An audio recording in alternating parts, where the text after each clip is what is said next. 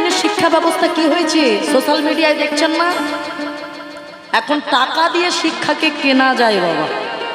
হ্যাঁ, টাকা দিয়ে এমনভাবে শিক্ষা কেনা শুরু হয়ে গেছে। এখন বুঝতে পারছেন কত চাকরি যারা পেয়েছিল, কত চাকরি এখন হারাতে হয়েছে ভাবেন। আগেকার দিনে কই চাকরি পেয়ে আবার চাকরি তো হারাতে হতো না। আর এখন ফোন খুললেই দেখতে পাবেন, টিভি খুললেই দেখতে পাবেন একটাই খবর সোশ্যাল মিডিয়ায় যে যত চাকরি পাচ্ছে আর তত বাবা চাকরি আবার হারাচ্ছে। কেন? দোষটা তো আমাদের। আমরা সন্তানকে সঠিক শিক্ষাটা দিতে পারিনি। পিতামাতা যদি বলে না তোমাকে পড়াশোনা করে চাকরি পেতে হবে, তুমি কেন টাকা দিয়ে চাকরি পাবে? তোমার শিক্ষার দাম নেই, এটা আমরা করি না বাবা। আর এমন শিক্ষা দিই না বলেই আজকাল পিতা মাতা কথাই বলে না, মায়েরা সারা জীবন মা কাঁদে ছেলে আমার ভাত খায় না বলে, আজও কিন্তু মায়েরা কাঁদে ছেলে আমার ভাত দেয় না বলে। সন্তান শিক্ষিত হলো, ভালো মাস্টার হয়েছে, ভালো প্রফেসর হয়েছে, কিন্তু কৃষ্ণ ভক্ত হয় না। পিতামাতা যেই বাবা বয়স হয়ে যায়, পায়খানা প্রস্রাব করে, বলে এবারে বৃদ্ধাশ্রমে থাকা দরকার। সন্তান অপমান করে, কত বড় বাড়ি করে দিতে পেরেছো, কত বড় গাড়ি কিনে দিতে পেরেছো।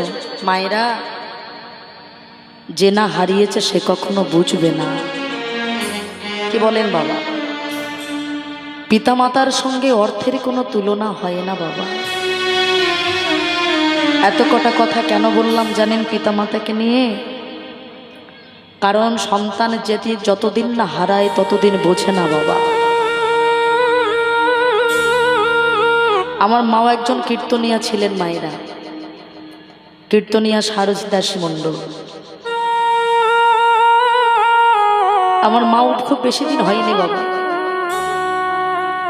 গত বছর চৈত্র মাসের 21 তারিখে আমার মা আমায় ছেড়ে চলে গেছে।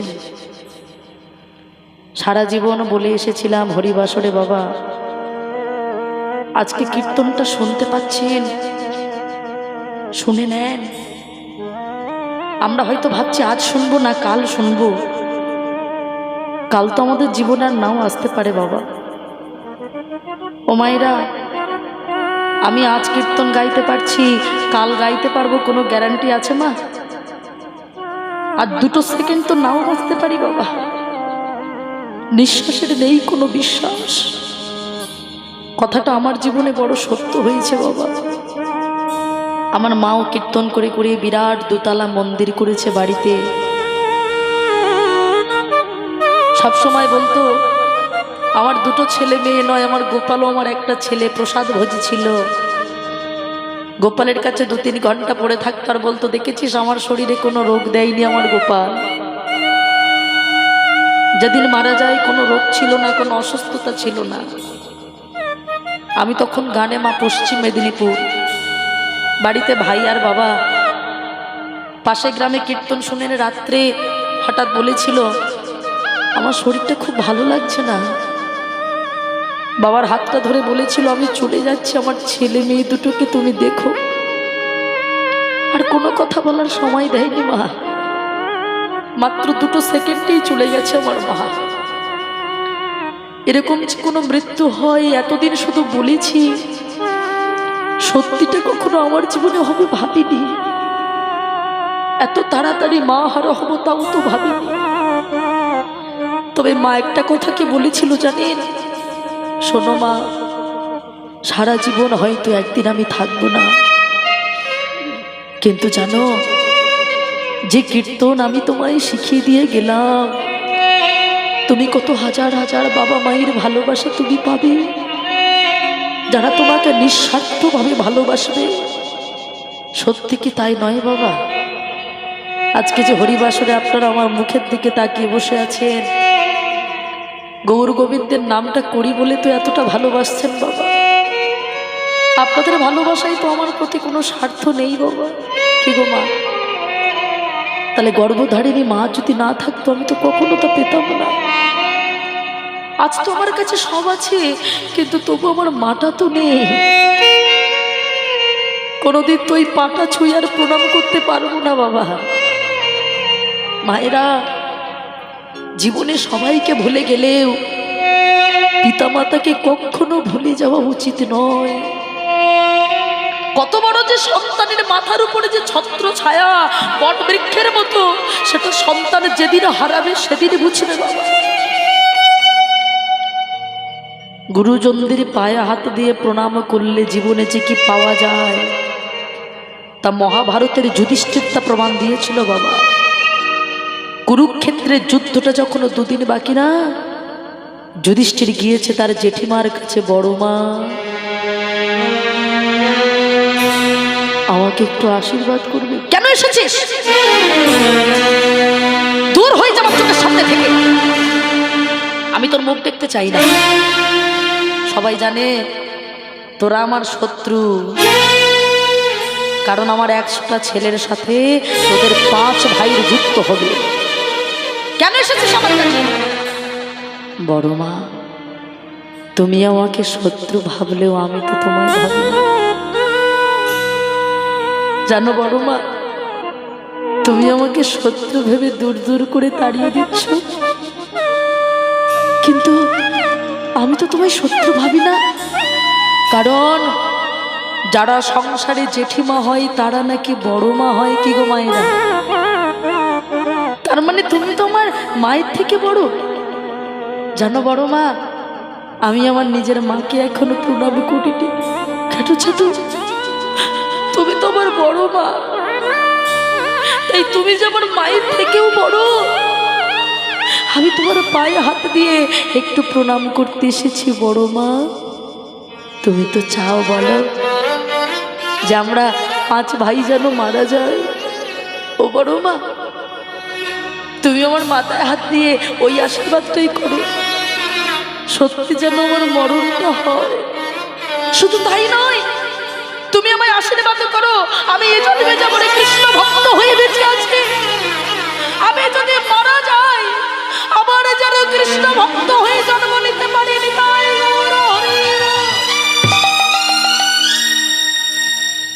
বলেন তো মায়েরা, তারা রাগ থাকে? যত বড় পাষাণী হোক না কেন, কোন সন্তান যদি মায়ের পায়ে হাত দিয়ে প্রণাম করে যদি মৃত্যু ভিক্ষা চায়, তারা রাগ থাকে?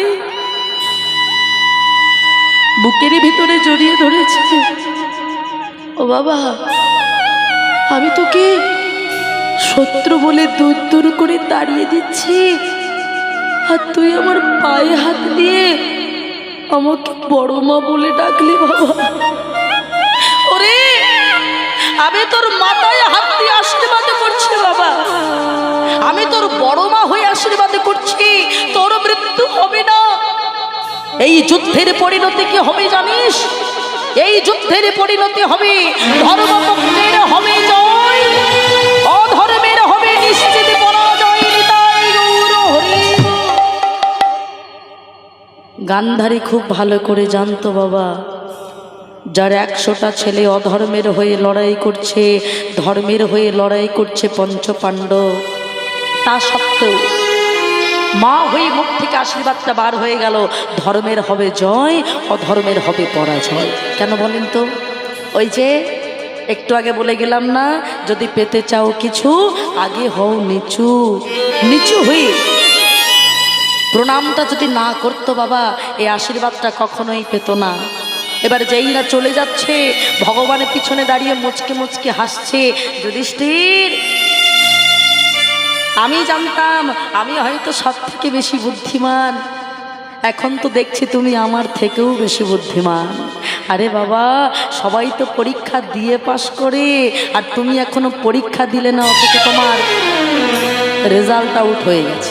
হ্যাঁ, এখন যুদ্ধ হলো না, অথচ যুদ্ধের ফলাফল ঘোষণা হয়েছে, ধর্মের হবে জয়, অধর্মের হবে পরাজয়।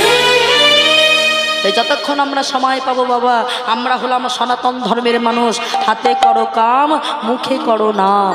যতক্ষণ সময় পাবো হরি বলো বলবো, হরির নাম করব, সবাই মিলে দুটি বাহু তুলে পথ চলিতে আর বলিতে তোমরা গাহো গাহো কৃষ্ণের নাম। সবাই হাত তুলে মধুর নাম, হরি নাম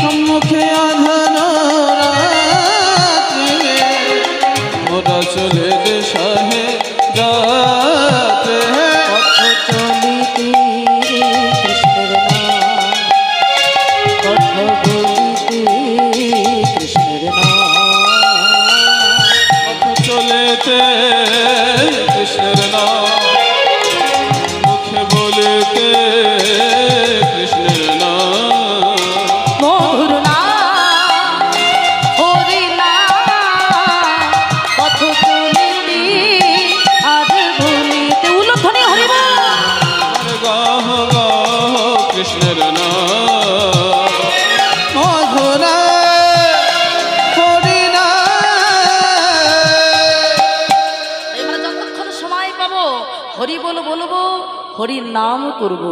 তাই সেই গৌর হরি যদি না আসতো বাবা, রাধা কৃষ্ণ প্রেম ভাব রস আমরা কখনোই জানতে পারতাম না। মধুর বৃন্দ বিপিনে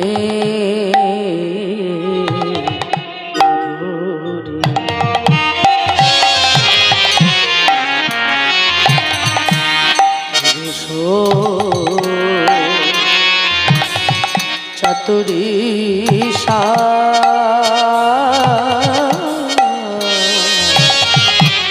মধুরা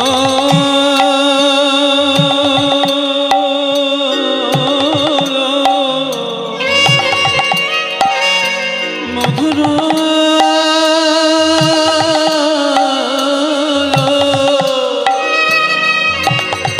মধুরা বৃন্দা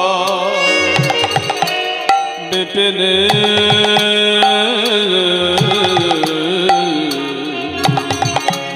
মধুরে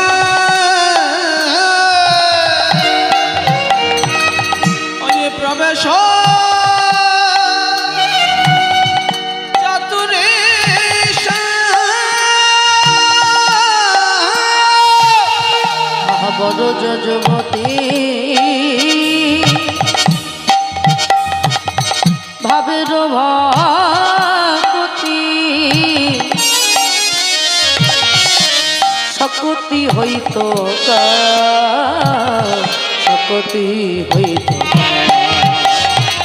অয়ে বড় যুবতে ভাবের ভাতে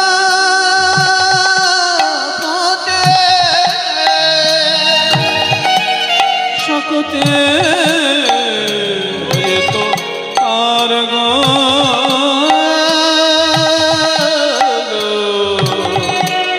সকতে হইত প্রেমের কথা